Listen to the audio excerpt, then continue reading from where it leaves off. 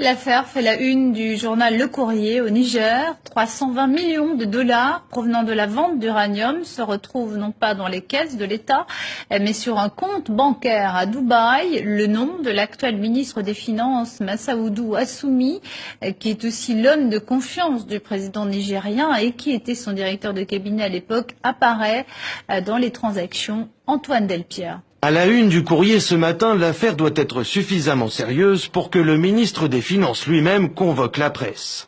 Ce que révèle l'enquête du journal est un système circulaire de vente d'uranium qui aurait permis l'évacuation vers des paradis fiscaux de millions d'euros de commissions et dont les bénéficiaires restent inconnus. Mais dans cette affaire, Massaoudou Assoumi semble être bien identifié.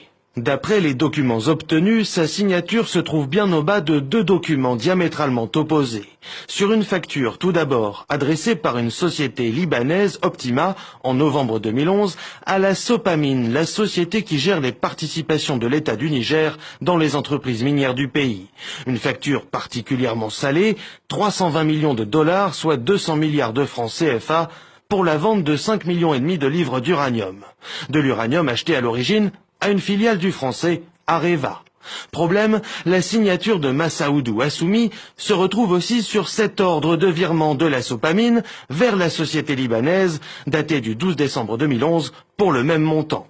Pourquoi serait-il donc à la fois l'acheteur et le vendeur ? Et pourquoi signerait-il à la place du directeur de la Sopamine, par exemple, ou du ministre des Mines? Réponse de l'intéressé, Areva ayant proposé au Niger de faire des bénéfices sur des opérations boursières, il avait pouvoir sur la Sopamine.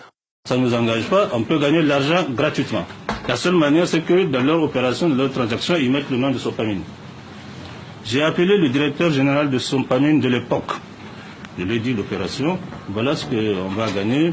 Ce qu'on va gagner dedans, c'était 800 millions de francs CFA. Que Sopamine va gagner.